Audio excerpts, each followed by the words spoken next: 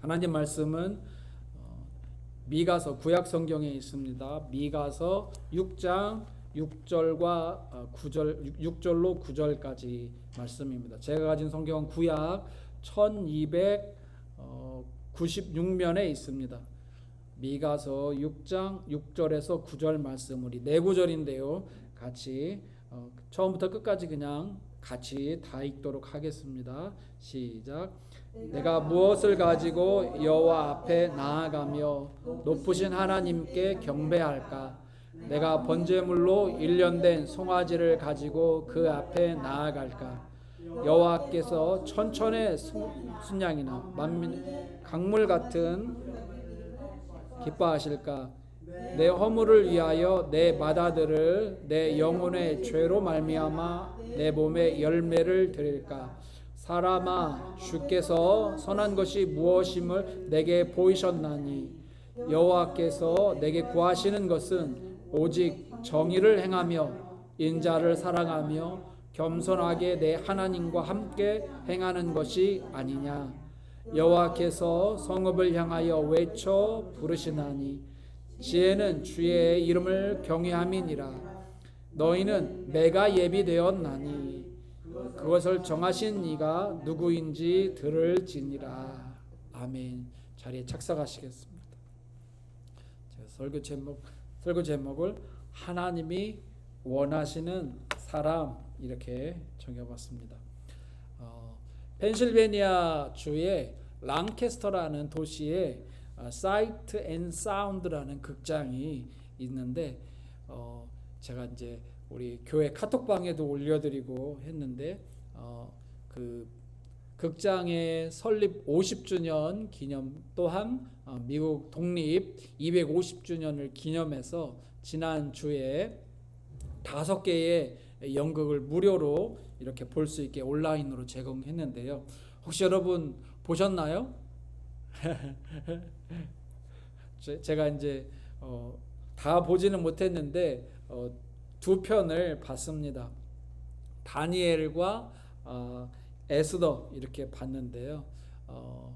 비록 끝까지 다 보지는 못했지만은 그 보면서 배우들의 그 섬세한 감정 연기 그리고 그 성경에 나오지 않는 다른 좀 상상적인 요인까지도 이렇게 표현을 해가지고 참 흥미진진한 시간이었습니다. 그러면서 그 에스더와 또 다니엘이 살았던 그 시대에 얼마나 힘들었을까를 생각해 보는 시간이었습니다.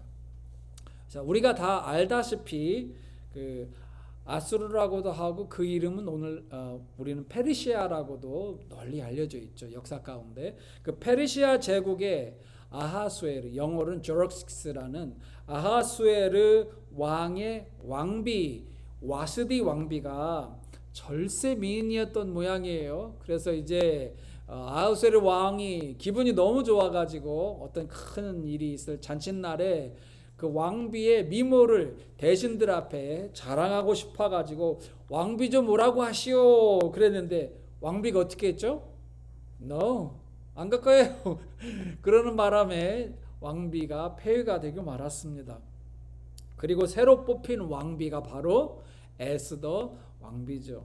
근데 특이한 점이 고대 국가들에서는 이 왕과 왕비의 결혼은 정략 결혼이 굉장히 많았어요. 그래서 경제력, 군사력, 정치력 등등등 그 많은 것을 이렇게 흡수하게 돼서 힘을 키우게 되는 그러한 정략 결혼을 많이 했는데 솔로몬도 보세요. 솔로몬도 그 후궁을 많이 들이잖아요. 그게 바로 그런 것입니다. 그 주변 국가들과 그 공주들과 결혼한 것이 그의 힘을 파워를 키우기 위해서 그랬던 거죠.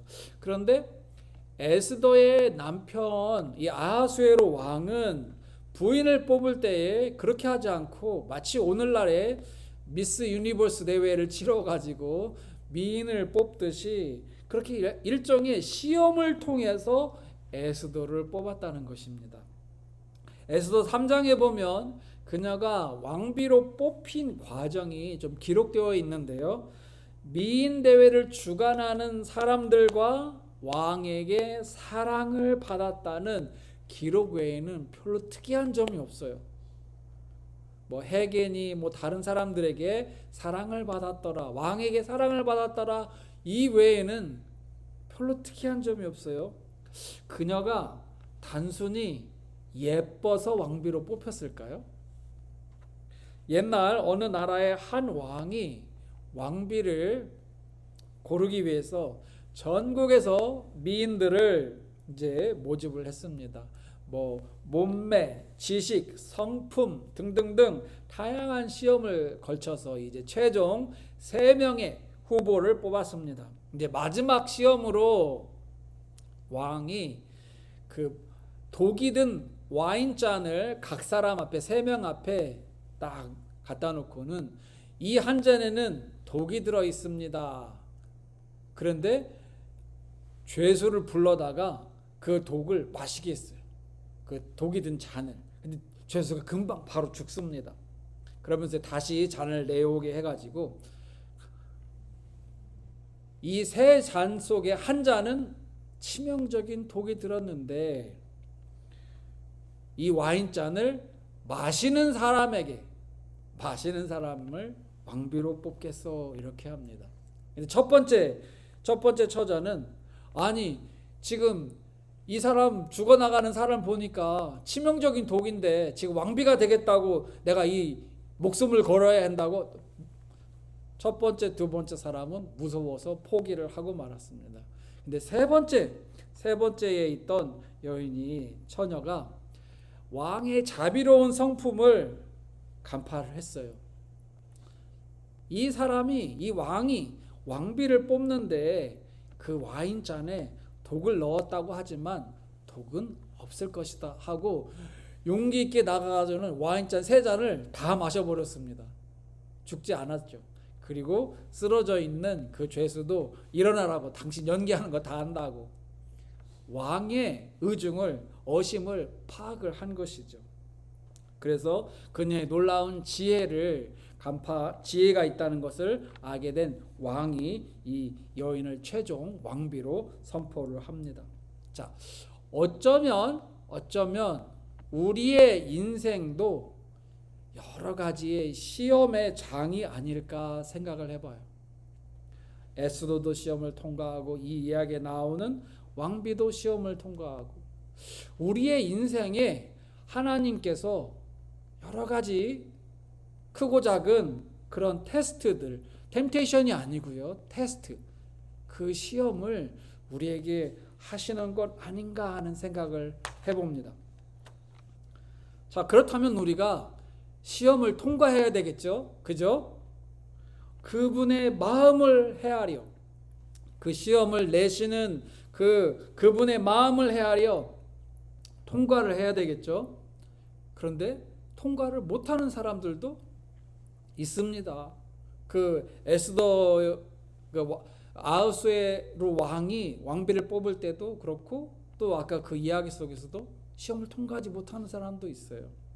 자, 서론이 길었는데요, 오늘 본문의 중심 내용은 하나님이 우리에게 진정으로 바라시는 것은, 우리에게 진정으로 바라시는 그것이 바로 왕의 마음이고, 우리나라 옛말로 표현하면 어심이죠, 어심. 우리의 가진 것이 아니라 우리 사람 존재, 우리가 어떤 사람인가라는 사실입니다. 그래서 오늘은 우리가 어떻게 하면 하나님께서 원하시는 사람이 될 수 있을지, 그 하나님의 마음을 헤아려서 하나님이 바라시고 원하시는 사람이 될 수 있을지를 살펴보면서 은혜를 나누기를 원합니다. 하나님이 원하시는 사람, 첫 번째 행실이 의로운 사람입니다. 행실이 의로운 사람. 8절 중반절에 보면 여호와께서 내게 구하는 것은 하면서 분명히 나와요. 여호와께서 내게 구하는 것은 오직 정의를 행하며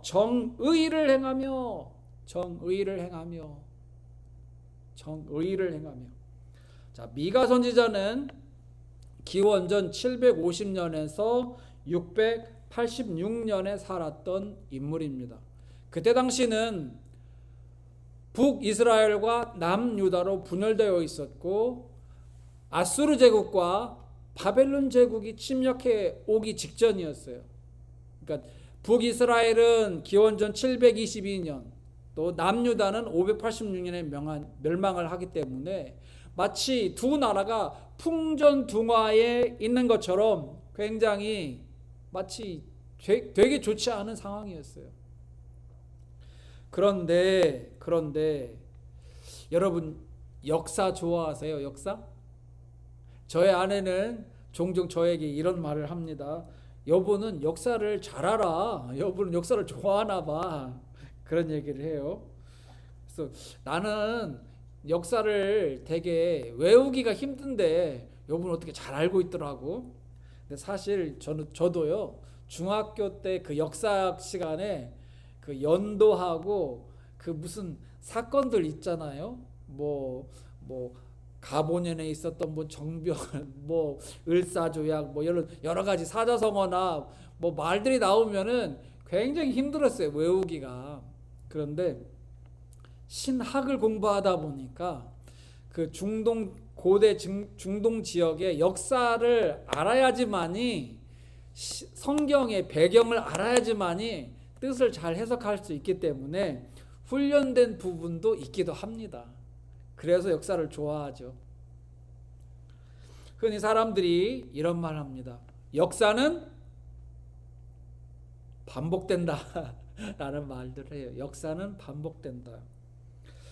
즉 역사 속에 패턴이 있다는 것이죠. 근데 그 패턴이 동서고금을 막론하고 시간에 따라서 반복된다. 현상이 발생한다 라고 하는 것입니다. 예를 들면 이스라엘의 역사를 보면 하나님이 이스라엘을 건국하실 때는 하나님만 섬기는 나라 이스라엘이요. 하나님만 섬기는 나라, 하나님의 말씀을 믿고 지키는 나라, 가장 모범이 되는 나라, 선교하는 나라, 복의 근원이 되는 나라가 되기를 바라셨는데 이스라엘이 그렇게 됐습니까? 그렇게 못했죠. 그래서 결국 예수님이 오시게 되죠. 미가 선지자가 활동할 그때에 이스라엘은 마치 지금의 한반도가 남과 북으로 갈라진 것처럼 북이스라엘과 남유다로 갈라져 있었어요. 근데 이 두 나라가 아까도 말씀드렸듯이 아수르 제국의 또 침략에 있으면서 외세의 침략과 내부적으로는 나라가 썩을 대로 썩어 있었어요. 정치 지도자, 사회 지도층 인사들이 자기 이속만 챙겨서 미가서를 한번 읽어보세요. 제가 어저께 이제 미가서를 읽고 듣고 하면서 놀랐습니다. 정치인들, 그러니까 왕이나 사회 유력한 사람들이 재판을 굽게 하고 바르게 하지 않고 마치 서민들은 살을 뜯기고 뼈가 깎이는 고통을 당하는 그 일을 일삼았어요. 종교 지도자들은요, 돈을 받고 축복을 해주는, 돈을 받고요.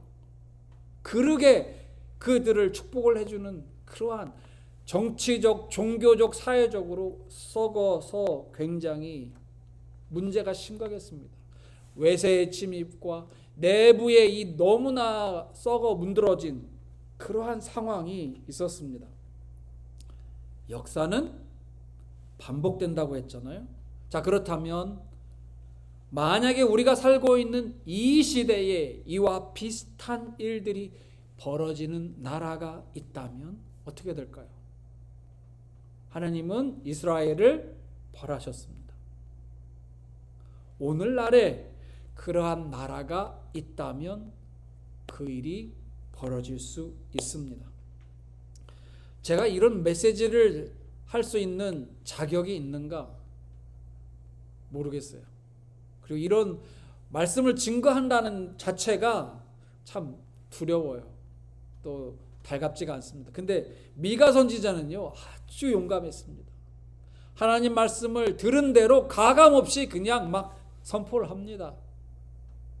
오늘날로 말하면 부정을 저지르는 자들에게 잘못됐습니다 하고 말해주는 거예요. 얼마나 용기 있습니까? 하나님 말씀을 들은 대로 선포를 하는 것입니다. 저도 오늘 본문 말씀이 그러기 때문에 한다고는 하나 굉장히 저도 마음이 좋지가 않아요. 슬프게도 이스라엘이 하나님으로부터 매를 맞기 전처럼 오늘날에도 너무나 흡사한 면들이 있는 나라들이 많이 보입니다. 행실이 의롭지 못한 정치인들, 종교인들, 사회 지도층 인사들이 많은 나라들이 보여요. 그런데 이런 말이 있습니다. 가장 늦었을 때가 가장 빠른 때다. 교회와 사회와 국가의 변화를 외치기 전에 저는 이렇게 생각해요. 내 자신의 변화를 생각해야 되지 않나. 본문에서 하나님은 정의롭지 못한 시대에, 정의롭지 못한 사회에, 정의롭지 못한 사람들에게 행실이 의로워야 한다라는 것을 말씀하시고 그것을 요구하셨어요. 오늘날 여러분과 제게 하나님의 요구하시는 것은 무엇일까요? 단순히 행실이 의롭기를 바라시는 것을 넘어서 하나님이 우리에게 원하시는 것, 그것은 무엇일까요? 그것을 한번 생각해 보시고 하나님이 내게 바라시는 것을 내가 해드려야 되겠다 하고 다짐하는 그러한 사람들이 되시기를 축원합니다.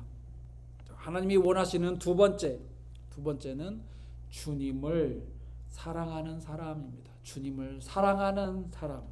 8절 다시 한번 보면 아까 처음에 중반절에 여호와께서 내게 구하시는 것은 인자를 사랑하며, 자, 정의를 행하며 인자를 사랑하며, 여기서 인자는 우리 주님, 우리 하나님이시죠. 미가 선지자가 6절 7절에 이런 말을 합니다. 6절 7절 우리 앞으로 한번 돌려주실까요? 6절 7절에 보면 내가 무엇을 가지고, 지금 한 사람이 등장하는데 이 사람이 생각을 해요. 내가 무엇을 가지고, 어떤 사람이 되는 게 아니라 내가 가진 그 무엇을 가지고 여호와 앞에 나아가며 높으신 하나님 앞에 경배할까? 하나님 앞에 어떻게 예배할까? 내가 번제물로 무엇입니다. 그 무엇? 번제물로 1년 된 송아지를 가지고 그 앞에 나아갈까? 7절에 여호와께서 천천의 순양이나 만만의 강물 같은 기름을 기뻐하실까? 예물이죠. 오늘날로 치면은 돈을 많이 드릴까? 그러면 기뻐하실까? 내 허물을 위하여 내 마다들을, 내 영혼의 죄로 말미암아 내 몸에 열매를 드릴까? 지금 이 한 사람이 나오는데요, 고민하는 사람인데요, 이 사람이 내가 무엇으로 하나님을 기쁘시게 할까? 하나님을 예배할까? 자기가 아니라요, 내가 어떻게 하나님을 기쁘시게 할까가 아니라 내가 무엇으로, 제가 가진 것으로 하나님을 예배하고 기쁘시게 할까를 고민하는 사람입니다. 부자가 되면 무엇합니까? 그 사람이 하나님을 사랑하는 사람 마음이 없는데, 값비싼 선물을 많이 주면 뭐합니까? 사랑의 마음이 없는데, 부정한 방법을 통해서 부자가 되어서 많은 재물을 들여도, 그리고 제사한들, 오늘날로 치면 예배한들 무엇합니까? 그 마음에 사랑이 없는데, 미가 선지자는 그 사람이 지금 헛다리를 짚고 있음을 지적하고 있습니다. 헛다리를 짚고 있다. 대상을 잘못 파악하거나 이를 그르칠 때 우리가 헛다리를 짚다라고 말하죠. 자, 구약에 보면 아브라함과 사라를 보세요. 하나님께서 이 두 분에게 아들을 주겠다고 약속을 했습니다. 그런데 사라는 중간에 믿음 없는 행동을 하고 맙니다. 그녀의 몸종인 하갈을 아브라함에게 드려 이스마엘을 낳게 해요. 헛다리 짚은 거죠. 하나님도 원치 않고 아브라함도 원치 않았던 상황이에요. 아브라함이 사라에게 바랬던 것은 그래도 믿고 그래도 부부가 기다리며 하나님의 약속이 이루어질 것을 바라는 것이겠죠. 하갈이 이스마엘을 낳은 후에야 사라가 나중에 깨달아요. 나중에라도 깨달아서 다행이에요. 아, 내가 잘못했구나. 하나님은 결국에 이 두 분들을 통해서 이삭을 주시죠. 이삭. 예수님의 비유에 보면 돌아온 탕자 비유가 나옵니다. 이 돌아온 탕자 비유에서 핵심은 이 아버지, 탕자를 기다리는 이 아버지의 마음인데, 사이드로 우리가 잘 집중하지 않고 잘 보지 않는 부분들이 있는데, 늘 아버지 곁에 있으나 아버지의 마음을 전혀 모르는 헛다리만 짚는 아들이 있어요. 누구죠? 큰아들. 작은 아들은 멀리 재산을 다 팔아가지고 허랑방탕하고 살잖아요. 큰아들은 늘 아버지 곁에 있었어요. 근데 비유 끝에 보면은 아버지요, 아버지는 내게 왜 양 한 마리도, 염소 새끼 한 마리도 주지 않으면서 이 기생과 다 허랑방탕하게 아버지 재산을 허비한 자에게는 이렇게 잔치를 벌려줍니까? 그래서 아버지가 뭐라고 합니까? 너는 늘 나와 함께 있지 아니하냐. 아버지와 늘 함께 있으나 아버지의 마음을 전혀 몰라요. 헛다리만 짚고 살았던 인물이죠. 예수님은 이 비유에서 이 큰아들을 누구를 비유하신지 아십니까? 바리새인. 성전에 열심히 찾아오나 하나님과 먼 사람, 하나님을 예배하나 하나님을 사랑하지 않는 사람, 기도를 하나 죄를 회개하지 않는 그 사람, 바리새인을 이 큰아들에 비유하신 것입니다. 헛다리만 짚고 인생 종치려고 하는 사람들을 지적하시는 것이죠. 여러분, 오늘날에도 진정으로 하나님이 원하시는 것을 모르고 바리새인처럼 큰아들처럼 헛다리만 짚고 사는 사람들이 있습니다. 하나님께서 우리에게 언제 성공을 바라셨습니까? 여러분, 오해하지 마시기 바랍니다. 부지런히 열심히 살아서 최선의 바른 방법으로 성공을 할 수 있다면 성공해야죠. 그런데 하나님이 너 성공해야지만이 내가 너를 사랑할 거야 라고 말씀하시지 않으셨어요. 성공이 우상이 되면 안 되죠. 이와 같이 하나님이 언제 우리에게 억만금의 헌금을 바라셨습니까? 여러분, 이것도 오해하지 마세요. 헌금하지 말라는 말씀이 아니라 하나님 우리에게 언제 억만금의 헌금을 해야 내가 너를 사랑해야 한다고 말씀하세요. 하나님 그런 말씀하지 않았어요. 우리가 유명해야, 우리가 명성이 있어야 내가 너를 사랑한다라고 하나님은 하지 않으세요. 성공과 부와 명예와 이 모든 것들이 있어야만이 하나님 사랑받는 건 아니죠. 물론 있으면 좋겠지만요. 다시 한번 분명히 말씀드립니다. 성경에는 하나님은 하나님을 사랑하는 사람에게 부와 명예와 명성도 주시지만 꼭 이것이 있어야만이 하나님이 사랑하는 사람이다라고 말씀하지 않으세요. 그런데 많은 사람들이 오늘날 교회 다니면서도 많은 사람들이 마치 신기루를 쫓듯이 이것을 위해서 쫓아가는 사람들이 굉장히 많습니다. 어쩌면 저의 표현으로는 헛다리 짚고 사는 사람들이죠. 하나님이 진정 원하시는 것을 모르고 헛다리를 짚고 사는 것이죠.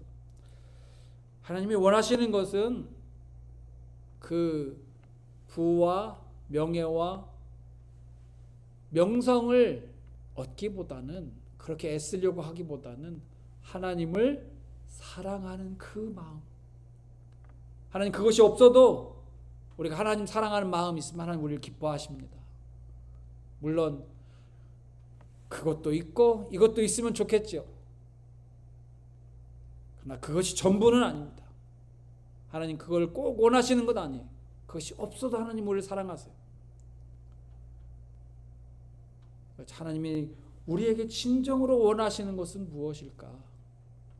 하나님을 사랑하는 그 마음. 그 마음이라는 것을 기억하시고 그 마음을 갖고 사는 분들이 되기를 축원합니다. 세 번째로 하나님이 원하시는 사람, 세 번째 사람은 겸손히 동행하는 사람입니다. 겸손히 동행하는 사람. 8절 끝에 보면 아까 중반절에서 시작한 여호와께서 내게 구하시는 것은 정의를 행하고 인자를 사랑하고 그 다음에 마지막으로 겸손하게 내 하나님과 함께 행하는 것이 아니냐. 지금 못하고 있으니까 그러는 것이 아니냐라고 반문하시는 거예요. 아까 서론에서 페르시아의 아하수에로 왕과 그의 부인이었던 첫 번째 부인이 두 번째 부인이 몰랐지만 어쨌든 그의 부인 와스디 왕비의 경우를 보면 와스디 왕비는 왕과 동행하지 않았어요. 그녀의 미모는 출중했을지를 모르나 왕이 원할 때 왕과 동행하지 않았어요. 왕의 요구를 들어주지 않았어요. 그래서 폐위되어 말았죠. 새 왕비로 뽑힌 에스더는 제가 보건대 정반대의 행보를 걸었던 것 같아요. 어쩌면 그녀는 왕과 동행하려고 무척이나 애썼던 것 같아요. 아브라함과 사라의 경우를 보면 처음에 사라는 남편과 동행하지 못했어요. 그녀는 너무 마음이 급했어요. 한국 속담에 급할수록 돌아가라라는 말도 있는데 그녀는 아들을 빨리 얻고자 하고 그 자기가 낳지 않았을지라도 하갈이 낳았을지라도 그 아들을 빨리 안아보고 싶은 마음에 몸종 하갈을 아브라함에게 첩으로 들여보내는 무리수를 두게 되죠. 나중에 아브라함이 100살이 되고 사라가 90살이 되었을 때에 또 천사가 아브라함의 집에 방문했을 때에 그쯤에야 아하 깨달은 것일지도 몰라요.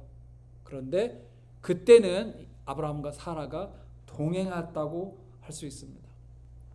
이스라엘은 하나님과 동행했습니까?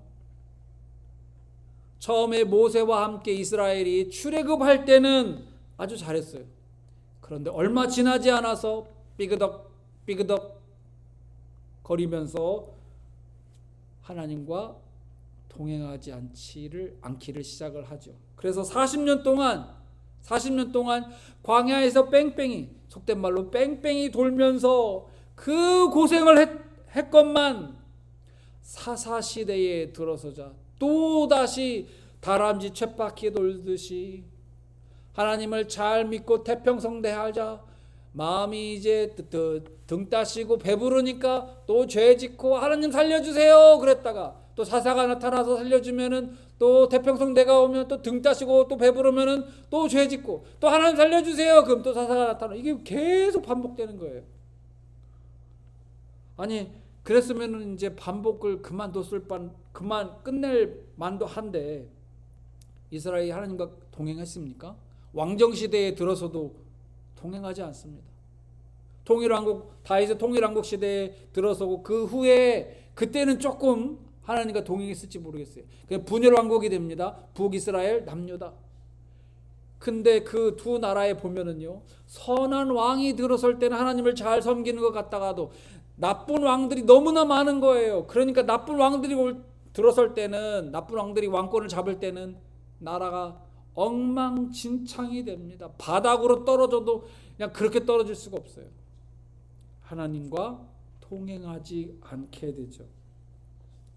포인트는 주님과 동행한다는 것이 그리 쉽지 않지만 그래도 그 중에도 겸손한 분들은 동행을 했었다는 것이에요. 와스디 왕비는 교만해서 실패했습니다. 젊은 사라는 젊었을 때라고 좀 비교적으로 젊었을 때의 사라는 조급해서 실패했어요. 이스라엘도 오만 방자에서 실패했어요. 그러나 에스더 왕비는 겸손하게 동행을 합니다. 성공을 하죠. 나이가 들은 사라도 그때서야 겸손하게 성공을 합니다. 주님의 신부인 교회, 이스라엘을 대신하는, 이제는 주님의 신부인 교회도 겸손하게 주님과 동행해 왔습니다. 물론 문제도 있었습니다. 이와 같이 우리도 주님과 동행할 수 있습니다. 동행하지 못하는 사람들도 많지만 주님과 동행할 수도 있어요. 앞서서도 안 되고 뒤처져도 안 되죠. 교만해도 안 되고 오만방자해도 안 되죠. 조급해도 안 되고 게을러서도 안 되죠. 주님과 생각의 속도를 같이 하고 말의 속도를 같이 하고 행동의 속도를 같이 하는 것이 동행입니다. 제가 군 복무할 때에 저는 이제 그 박격포를 주특기였기 때문에 군대 간 사람들은 다 알아요. 최소한 1년에 한 번씩 꼭 행군을 합니다. 뭐 특전사는 천리 행군을 하지만 일반 부대는 천리까지는 아니어도 집중 이제 그 행군을 하긴 합니다. 그래서 뭐 15km, 20km 행군을 하는데 이제 저는 제 배낭, 군인들이 쓰는 배낭을 완전군장을 하면 한 20kg쯤 돼요. 20kg에다가 그 다음에 개인 화기, 소총을 들어야 되고, 그 다음에 박격포이기 때문에 부품을 이제 세분해가지고 한 5, 6kg, 작은 거는 5, 6kg, 아니면 무거운 거는 7kg까지 뭐 그렇게 되는데, 그걸 이제 추가적으로 또 들고 가야 돼요. 그러니까 남들보다 5, 6kg를 더 메고 가야 되니까 얼마나 죽을 맛입니까? 좀 천천히 갔으면 좋겠는데, 좀 앞에 가는 사람이 좀 천천히 갔으면 좋겠는데, 앞에 가는 사람은 그냥 총 매를 때 띠는 띠 하나 있거든요. 그거 띠 하나 들고 기만 들고 막 가는 거예요. 키도 커가지고. 저는 키도 작아가지고 보폭도 작은데, 그래도 대원들과 함께 끝까지 보조를 맞춰서 가면 그 힘들어도 결국 목표점에 도착을 합니다. 군대는 강제성이 있어요. 강제성. 그런데 교회는 강제성이 없죠. 본인 스스로 본인에게 강제성을 부여하지 않으면은 누가 하라고 시키지 않아요. 물론 주님께서 도와주시고 저도 여러분을 격려하지만 강제할 수가 없어요. 그렇죠? 그런데 이런 생각이 들어요. 아무도 우리를 터치하지 않는다 할지라도 내 스스로 주님의 말씀에 내 스스로 내 몸을 쳐서 복종시키는 것이 그게 진짜 신앙이다. 누가 보지 않아도. 주님과 동행하려면 어떤 분은 좀 분발해야 할 것이고 어떤 분은 조금 속도를 늦춰야 할 수도 있습니다. 포인트는 본인이 그것을 속도를 조절할 줄 알아야 한다는 것이에요. 그것이 동행이니까요. 겸손한 사람만이 너무 조급하지도 않고 너무 버티지도 않고 보조를 맞춰서 주님과 함께 동행할 수 있습니다. 그러므로 여러분과 제가 겸손하여서 주님과 그 발걸음에 보조를 맞추는 동행하는 분들이 되기를 축원합니다. 자, 우리가 지금까지 오늘 본문 말씀에 특히 미가서 6장 8절 말씀은 핵심이죠. 핵심. 사람아, 하나님께서 내게 바라시는 것이, 원하시는 것이 무엇이냐 하면서 세 가지를 말씀하십니다. 첫 번째는 우리의 행실이 의롭게 사는 것, 의로운 사람이 되는 것. 두 번째는 주님을 사랑하는 사람이 되는 것. 세 번째는 겸손히 주님과 동행하는 사람이 되는 것. 이 세 가지죠. 자, 주님이 바라시는 것은 우리가 대단한 업적으로 엄청난 헌금을 드리며 유명세를 타는 사람이 물론 될 수 있으면 좋습니다. 그러나 그것만이 전부는 아니죠. 그것만은 전부는 아니죠. 주님이 정말 바라시는 것, 주님 정말 바라시는 것은 어쩌면 소박하지만 진심인 것. 눈에 드러나지 않지만 진국인 사람. 요란하지 않지만 감동이 있는 사람.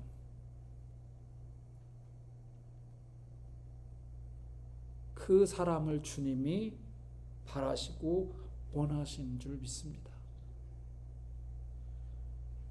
그래서 나 자신이나 우리 주변에 있는 분들에게 선한 영향력을 끼치는 분들이 되기를 우리 주 예수 그리스도 이름으로 간절히 축원합니다. 우리 함께 기도하시겠습니다. 하나님 아버지, 오늘도 다시금 주님이 진정 우리에게 바라시는 것이 무엇인지를 생각해 보는 시간을 가졌습니다. 하나님 아버지, 세상에는 보이는 것들이 너무나 많아서요, 우리가 이 보이는 물질 세계에 너무나 마음이 뺏길 때가 너무 많습니다.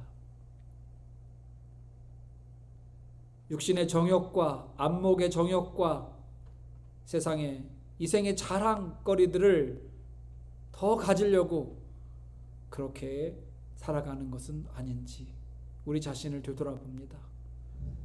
하나님 아버지, 도와주셔서 이 정욕과 안목의 정욕과 이생의 자랑들을 뛰어넘을 수 있는 그 믿음을 갖게 하여 주시고, 또 주님, 우리에게 정말 주님이 원하시는 것이 작은 것에서라도 주님이 이것을 원하신다라고 느낀다면 결단하고 주님 돌아설 수 있는 우리가 되게 하여 주시옵소서.